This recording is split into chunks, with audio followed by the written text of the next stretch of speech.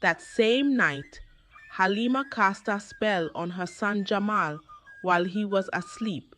Once upon a time, in a small village called Tafia, there lived a beautiful and kind lady named Nafisa.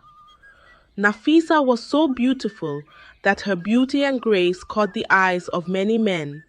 Many men came for her hand in marriage, but she bluntly refused their advances. Her only reason for rejecting men who came for her hand in marriage was simply because she never wanted to make a mistake and end up marrying the wrong man. She was scared of being mistreated by any man she could call her husband. So for that reason, she rejected many men who didn't seem worthy to her. Nafisa was almost 27 without a husband or child. Her mother became impatient with her and she began to persuade her to accept any of the suitors and get married. Nafisa ignored her mother's advice, saying that she had not found the man she wanted to spend the rest of her life with. All her mates and friends in Tafia village were married with kids, but Nafisa was still single. This made the villagers make fun of her each time she passed by the village square. The villagers called her different names, while some called her an evil spirit.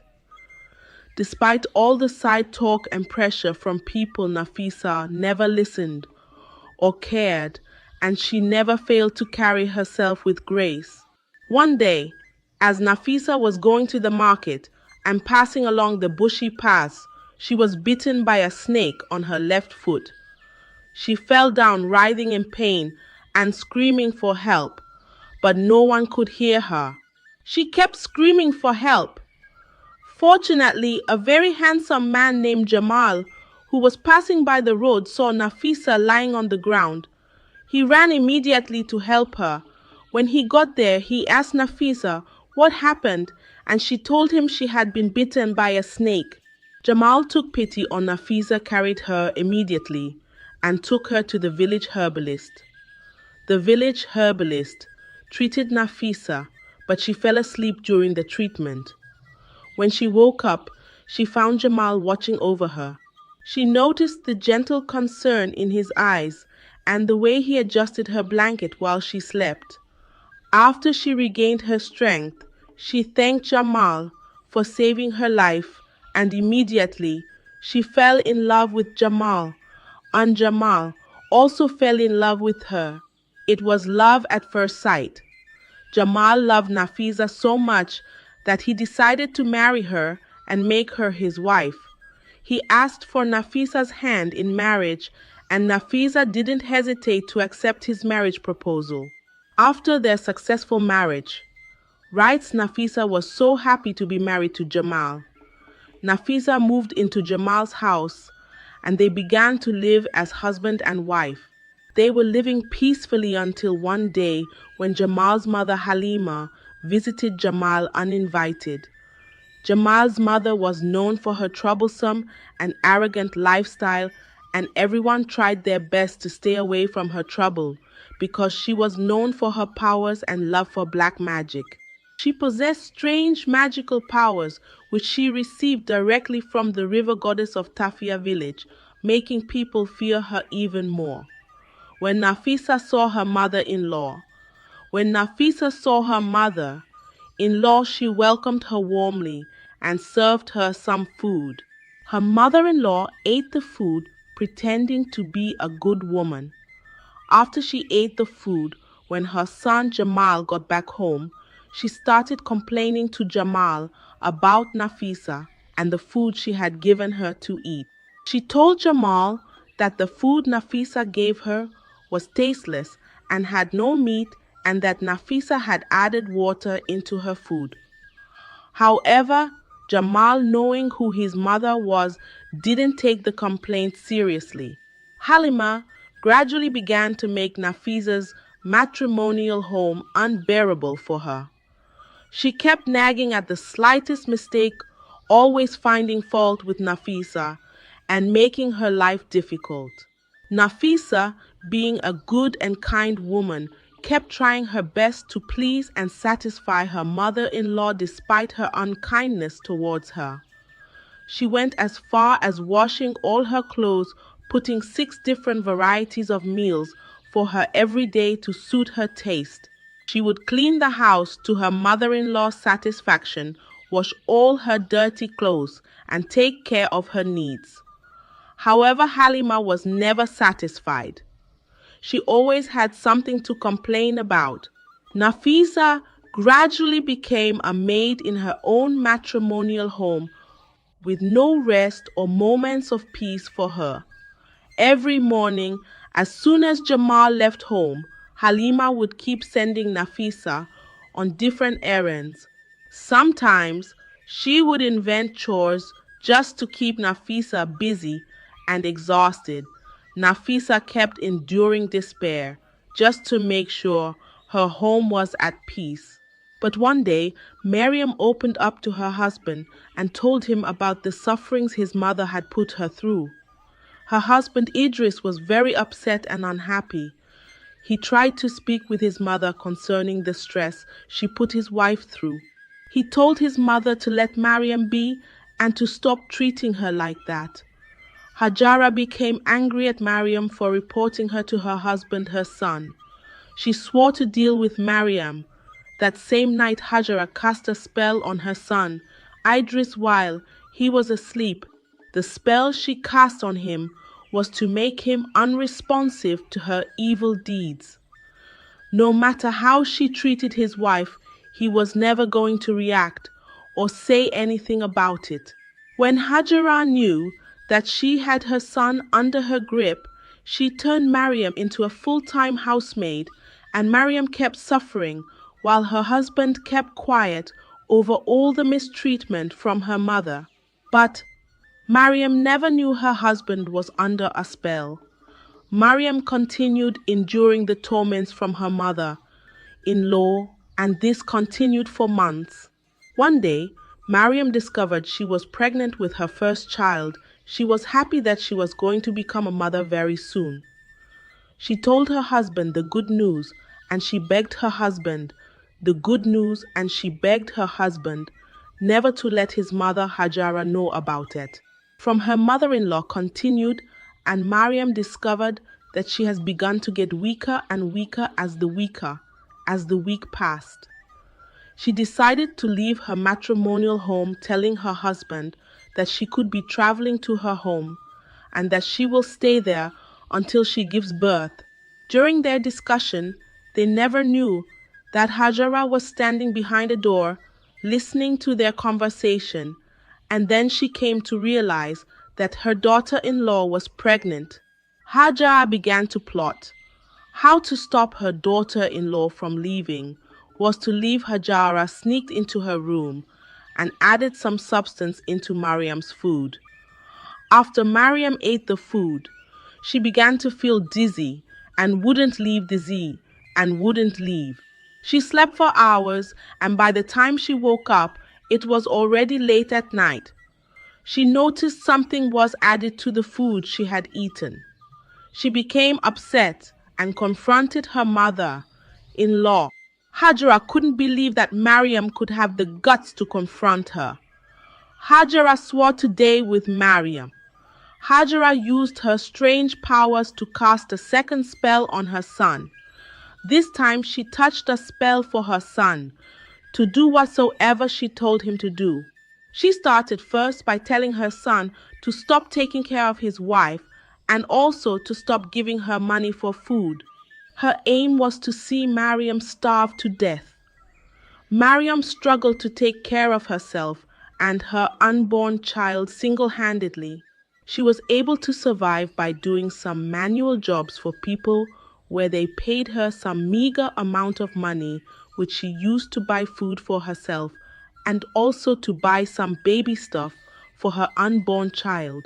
It surprised Hajara how Mariam was able to survive even without the help of her husband. Hajara thought maybe the spell she cast on her son was not enough to make Mariam suffer, so she decided to cast a spell on her pregnancy. The spell was to stop Mariam's pregnancy from reaching full term. After 6 months, it was almost time for Mariam to deliver. She was excited that her baby could arrive soon. She got everything ready. 10 and 11 months passed, and there were no signs of labor. Mariam began to weep, asking God to help her deliver. But the more she waited, the more everything seemed like it was in vain. Her mother-in-law began to mock her and call her names, telling her that this is what you get for challenging me. Her husband, who was under the influence of his mother's charm, didn't even care about his wife. Mariam was left to carry this challenge alone. Hajara, who was determined to see her daughter-in-law suffer, brought another woman for her son to marry. She sent Mariam away from her matrimonial home, even with her pregnancy. When Mariam got home, she narrated the whole event to her mother. Her mother was so emotional that her daughter had gone through all this in the hands of her mother-in-law. She welcomed her daughter and took care of Mariam. She was excited that her daughter made it out alive. Mariam kept struggling with her pregnancy. At the 18th month of her pregnancy, she fell sick. Her mother began to grow concerned for her daughter and her pregnancy. She took her to a herbalist, and after the herbalist examined her, he told Mariam's mother that her daughter's pregnancy was under a spell. With the spell on her, she could never give birth, as she might probably die with the pregnancy. Her mother was terrified and asked the herbalist what she could do to undo the spell. The herbalist told her to take her daughter to Asya River and bathe her, as the spell cast on her daughter was from the Asaya goddess, and only bathing in the Asya River could undo the spell. When Mariam regained consciousness, her mother took her to Asya River and she bathed there. After 3 days, she began to get better and stronger. On the 4th day, she went into labor. After 6 hours of labor, she gave birth to a baby boy. She was very happy and overjoyed. Back at Mariam's matrimonial home, the woman Hajara had brought home for her son to marry turned out to be the daughter of a very powerful chief priest with great magical powers. When Hajara tried to mistreat Zara just the same way she did to Mariam, she refused and stood her ground against Hajara. Hajara never knew Zara had great powers which she had obtained earlier from her father before coming. Hajara tried to cast a spell on her, but the spell didn't work. Hajara decided to poison her food. One night, while she was sleeping, Hajara sneaked into her kitchen to add poison to her pot of soup. However, Zara was not asleep. She was only pretending. Zara saw Hajara adding the poison into her food. After Hajara left, Zara took the poisoned pot of soup and swapped it with Hajara's. The next morning, Hajara woke up, happily hoping to hear sad news soon. She went into her room and started eating from the pot of soup in her room, not knowing that the food she ate from was the one she had added poison to. After eating, she lied down in her room and couldn't wake up again. She died. Zara discovered that what she had added to her pot of soup was poison, and she was happy that finally the evil woman was dead. Right after Hajara's death, the spell she cast on her son cleared away from his eyes. He began to look for his wife Mariam, but only told him that she was sent back to him by his mother, narrated to him how her mother lied against Mariam and made her believe Mariam was a witch, which made her decide to follow her home and marry him. Mariam only asked for Idris's forgiveness, and then she left Idris's home, never to come back again.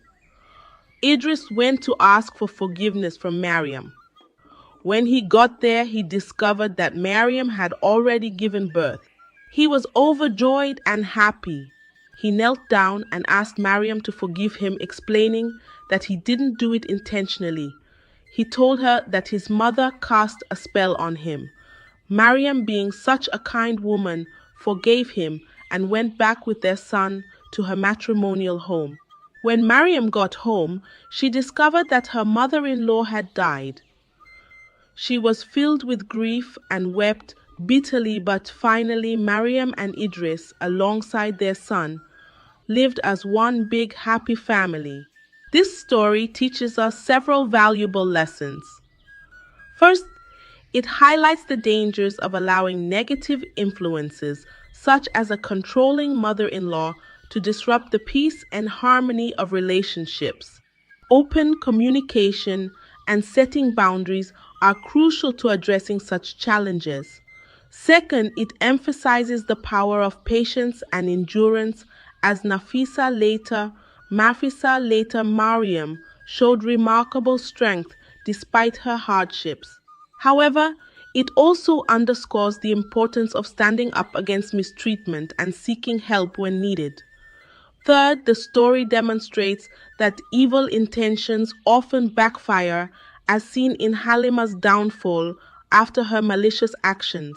Forgiveness is another important lesson, as Nafisa chose to forgive her husband, understanding that he acted under his mother's spell. Lastly, the story reminds us of the enduring value of kindness and empathy, as Nafisa's compassion ultimately led to her happiness and reconciliation. Thank you for watching my channel. I hope this story inspires you to reflect on these lessons and apply them in your own life. Don't forget to like, share, and subscribe to my channel for more interesting and meaningful stories. See you in the next video. In a lively market where people wore colorful clothes and sold all sorts of things, there was one special store that everyone talked about. It was G's wig store. Jimmy was a charming man who always smiled, wearing his signature blue tunic that made him stand out, and his wigs were the talk of the town. The young girls and women in that town were enchanted by Jimmy's wigs. They would fight and argue just to buy one. I need to look my best, but I can't look my best without Jimmy's wigs, some of them would say to themselves. The competition to buy Jimmy's wigs grew fierce. Women saved all their money and even borrowed just to afford one. This wig will make me feel like a queen, they would say. The market, with its aroma of spices and roasted peanuts, was always buzzing with excitement around Jimmy's store. They would fight and argue just to be able to afford one of G's wigs, and this made Jimmy very, very excited. But do you know the intriguing thing about Jay's wigs? The wigs were cursed. People didn't know the wigs were cursed.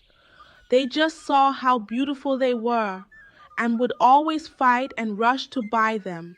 Any woman who bought a wig from Jimmy's store always had one thing or another happening negatively in her life, but they never understood what was going on and never suspected that their problems were coming from Jimmy's wigs. A young woman named Maya, who had recently gotten married, was so excited because she had just discovered that she was pregnant. On breaking the news to her husband, her husband asked her, "My dear wife, in celebration of our unborn child, what do you want me to buy for you?" Maya responded to her husband, "My husband, I want one of Jay's wigs. I've been dreaming of wearing one of G's wigs. Please, I wouldn't mind if you buy me a wig from Jimmy's store." The husband, beaming with pride, gave Maya money to buy Jimmy's wig just to congratulate themselves for having a child on the way. The next day, Maya visited Jimmy at his store. The sun reflected off the golden lettering on his shop sign as Maya entered. "Gee, I want to buy this wig. I've been dreaming about buying a wig from you. I mean, you are the talk of the town." Which woman wouldn't want to buy a wig from you? Please give me one of your wigs. How much is it? My husband already gave me money, and I want to buy it now. Jimmy said no problem, and he gave the wig to Maya. When Maya got home, she was so excited about finally purchasing a wig from Jimmy's store. At least when other women were talking in town about Jimmy's wigs, she would also be able to join the conversation. Immediately, Maya wore the wig on her head. A few hours later, she had a miscarriage. She lost the pregnancy. They didn't know where the problem was coming from, and they never suspected that it was the wig Maya bought from Jimmy's store that caused the miscarriage. The next time Maya became pregnant again, anytime she put on that wig, there was always a miscarriage. Maya still didn't know what was going on, and this continued to happen in her marriage.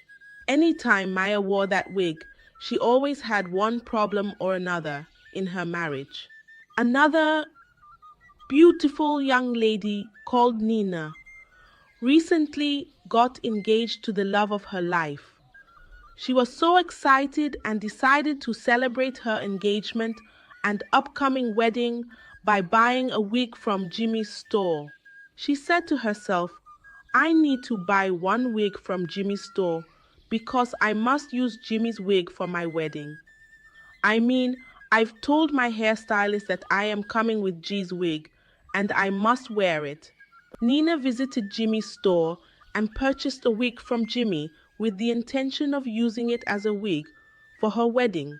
On the very day of Nina's wedding, immediately she wore that wig she bought from Jimmy, her husband, to be the groom, canceled the wedding, turned everything upside down, and said he was no longer interested in marrying Nina. Everyone was confused. Nina herself was confused. She wondered what her offense was. How can my groom all of a sudden decide not to marry me again? What have I done? Nina did not know that it was the wig she bought from Jimmy's store that she wore on her head that caused the whole chaos on her wedding day. That was how Nina's wedding got cancelled, while the women wore the wigs they bought from Jimmy's store. Strange things started happening in their lives, and they never suspected for one day that it was the wig causing all these problems. A singer called Leela, who was known for her beautiful and melodious voice, lost her voice immediately she wore the wig. Obi, who was also a talented dancer, hurt his leg mysteriously. Their fortunes seemed to vanish, and they couldn't understand why. The market was filled with whispers and worries. In that same market, there lived a wise and smart girl called Zena. Zena's mother owned a store selling groceries in that market, which always smelled of fresh tomatoes and herbs. She was a very smart and observant girl, and she noticed the changes that some of the women who bought wigs from Jimmy's store always had. She saw how the women who wore the wigs seemed to lose their talents and luck in the market. She said to her mother, Mama, have you seen what's happening to the women with Jay's wigs? Imagine that auntie that sells clothes down the road. The last time she has been complaining of bad luck in her business. And I noticed that it was immediately she bought a wig from Jimmy's store that all of this happened. Okay, what about Auntie Leela? Auntie Leela's business started falling apart, and her husband chased her out of her house. I also observed that it was immediately after she bought a wig from Jimmy's store. I don't think Jesus' business is pure, Mama. Then her mother answered, My daughter, I think you are right, but we have to be very careful because even I know something is not right with that Jimmy of a boy. Zena decided to investigate. She spoke to the women affected in the markets. Some of them said my business used to flourish, but ever since I started wearing that wig, it is no longer moving well. Then some of the girls in the market said, I used to be a good singer, but now I can't. Another said, I used to be the best dancer, but now I can't even walk properly. Coincidentally, Maya came to the market to buy foodstuff. Upon hearing Zina and the other people's conversation, she also said, Ah, no wonder anytime I put on that wig, I'm always having a miscarriage. Zena listened carefully to how the women lamented, piecing together the puzzle. My dear viewers, I'm sure you are also wondering what exactly and how Jimmy started selling evil wigs. Well, Jimmy wasn't always a wig seller. He used to be a humble trader selling ordinary goods. One day, he met an old mysterious man named Baba Obi, who promised him great wealth if he followed his advice. Baba Obi, with his scarred hands and raspy voice, taught Jimmy how to make wigs using dark magic. The wigs would look beautiful but would bring bad luck to those who wore them, and in turn, Jay's business and wealth would begin to bloom.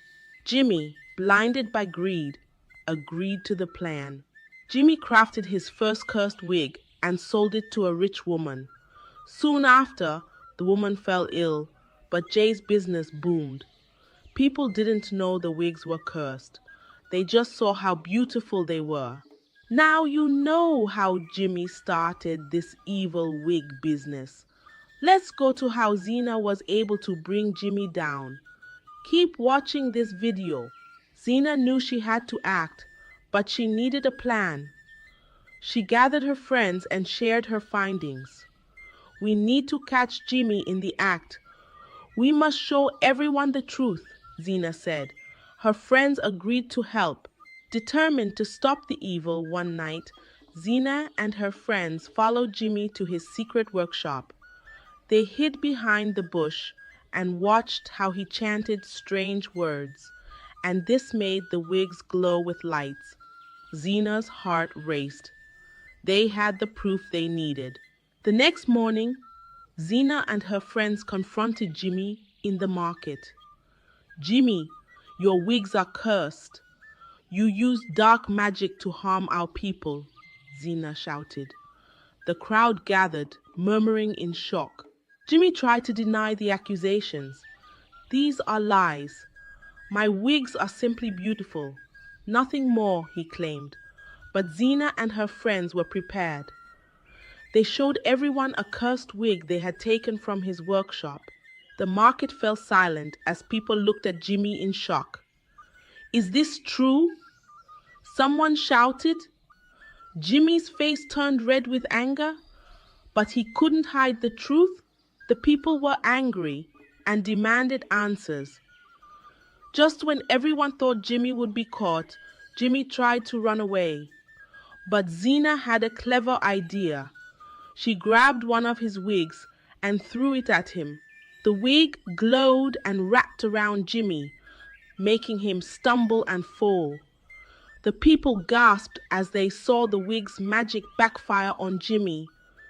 Zena stood tall, showing no fear.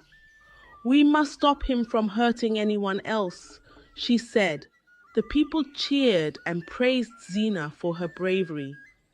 They decided to take Jimmy to the village elders for judgment. Under pressure from the crowd, Jimmy confessed his deeds. He told them about Baba Obi and the dark magic. The villagers were horrified and saddened by his greed.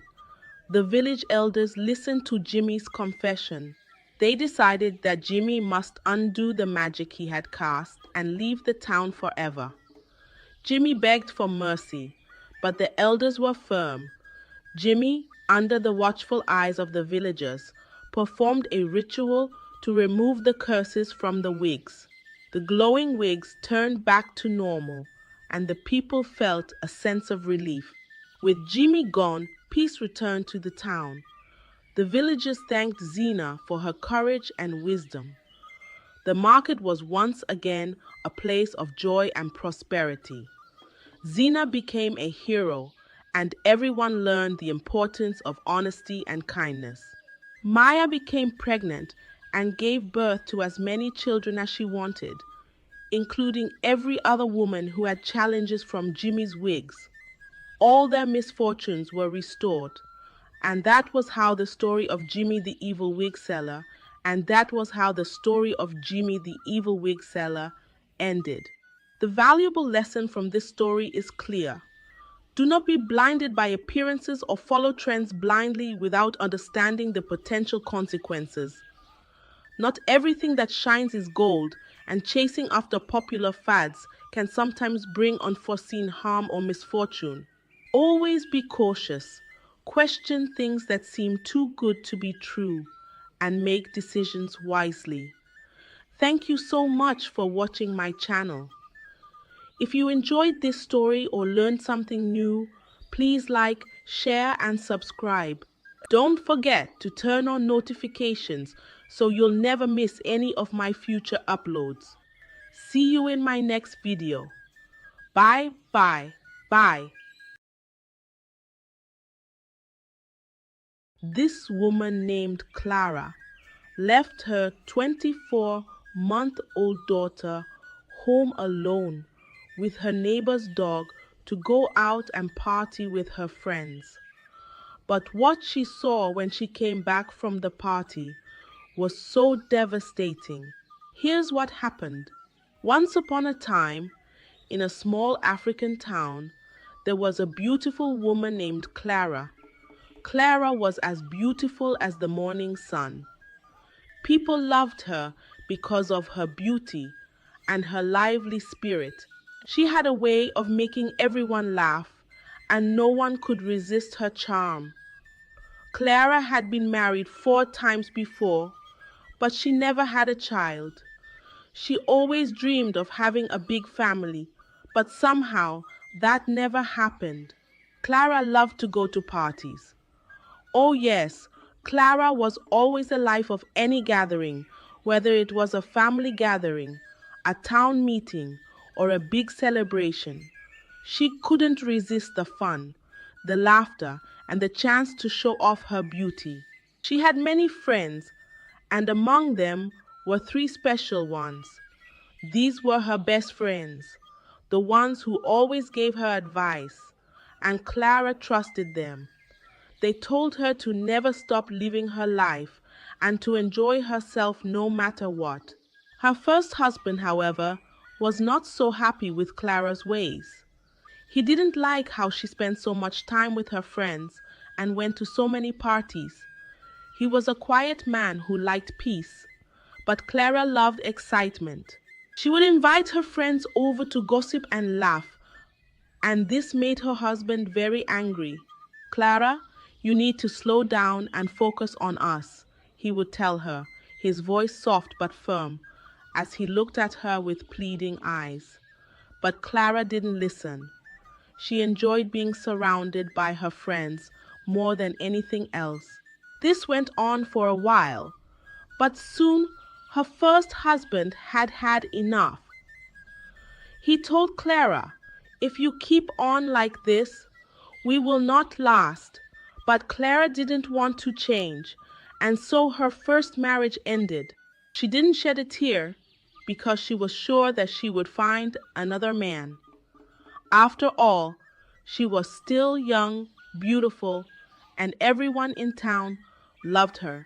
Not long after, Clara got married again, but just like before, Clara never listened to her husband's complaint about her partying.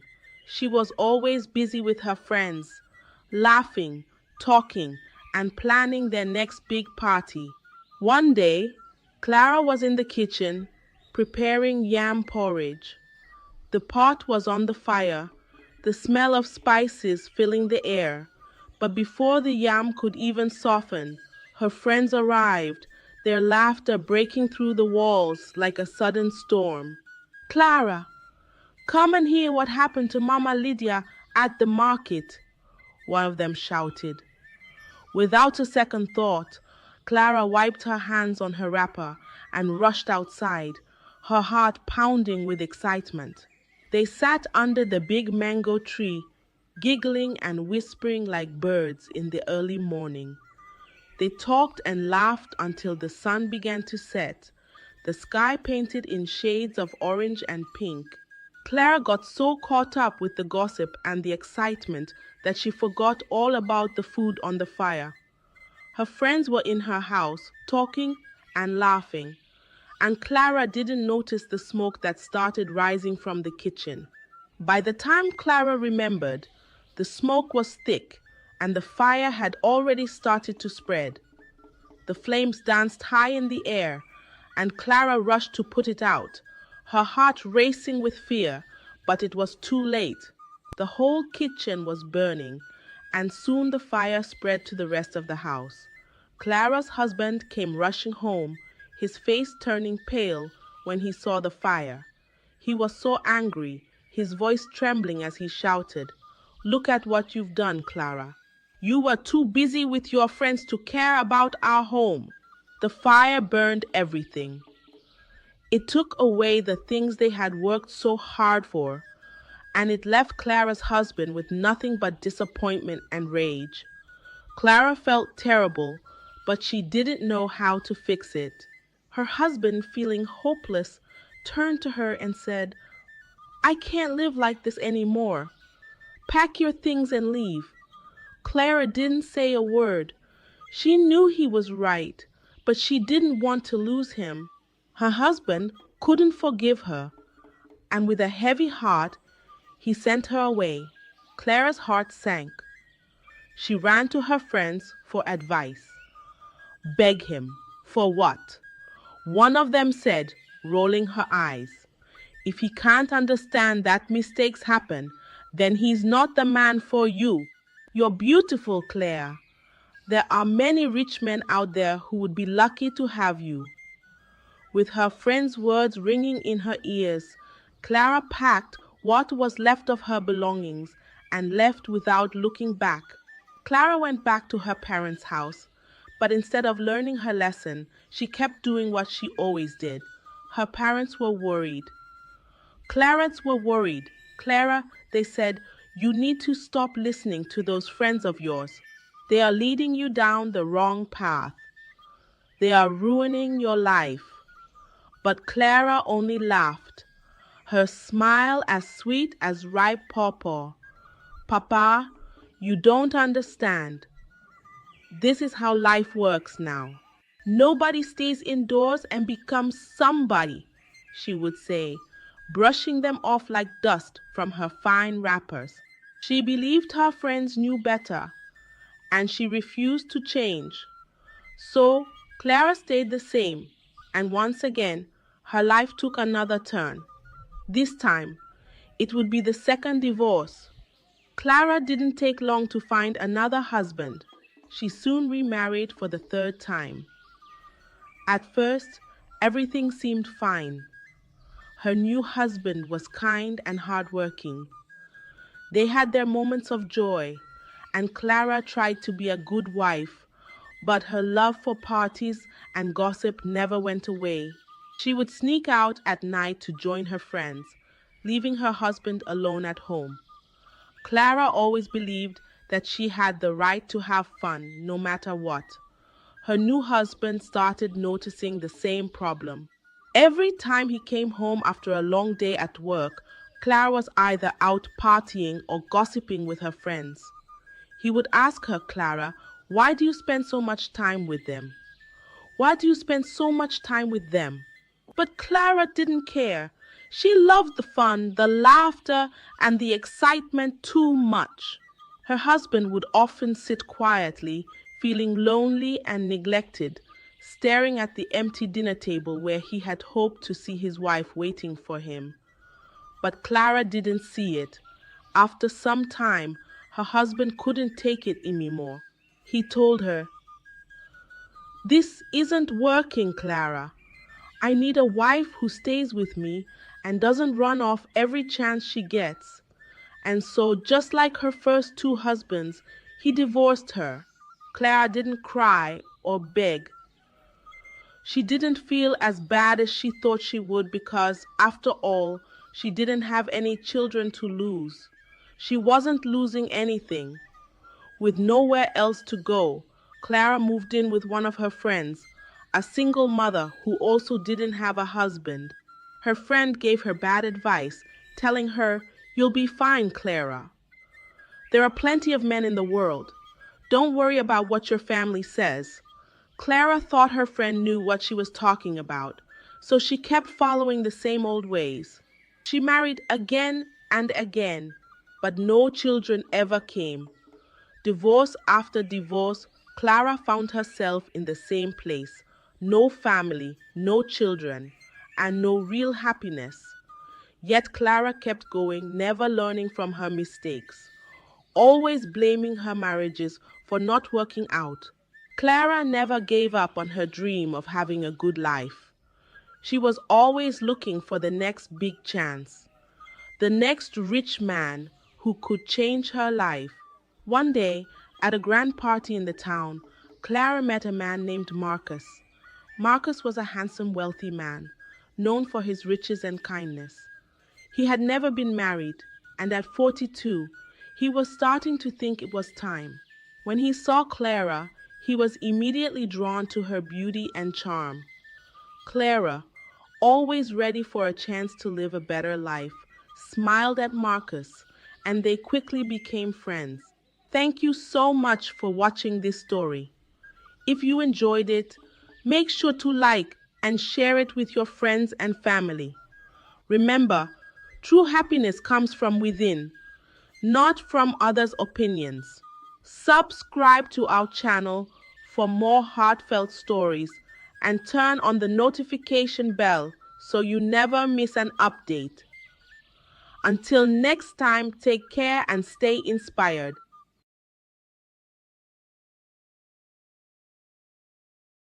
Once upon a time, in a big, bright village, lived Maya. Maya was very wealthy and beautiful. She had a large house, many luxurious clothes, and countless sparkling jewels. Her father gave her all this wealth before he passed away. Everyone in the village said, "Wow," when they saw her. The village children would often peek through the garden gates to catch a glimpse of her fancy dresses. But Maya was different. She preferred to be around people who were as wealthy as she was. She wouldn't play with those who had less, even when they smiled at her, and sometimes she wouldn't even smile back. Her father had not been like that. He was kind to everyone and shared his wealth generously. People loved him very much. They still liked Maya, hoping she would become like her father one day. Maya didn't think much about marriage. Her mother said, "Maya, you're not getting any younger. Find someone nice." But Maya would shake her head and say, "No, I want someone very special. He must have more money than me, be super nice, and never have been married." People whispered, "Who could that be? No one like that lives here." So Maya waited and waited and waited, thinking about the man who would be just right for her. She believed that somehow, somewhere, she would find him. But for now, she enjoyed her wealth, her big house, and her shiny possessions, not ready to share them with anyone just yet. One sunny day, Maya met Leo. Leo was from another village, not too far away. He was rich, just like Maya, and he also inherited his wealth from his family. Just as she did, Leo arrived in a fancy carriage, and Maya was immediately impressed. Maya liked him because he was rich, and Leo liked her too. So they decided to get married and live together. At first, everything was sweet and happy. They laughed, enjoyed delicious food, and lived in a large, cozy house. Maya and Leo seemed perfect for each other. They would host grand dinners where all the wealthy villagers would gather, and everyone admired their lifestyle. But after a while, things started to change. Maya liked making all the decisions. She wanted to be the boss. When Leo said, "Let's do this," Maya would often say, "No, we do it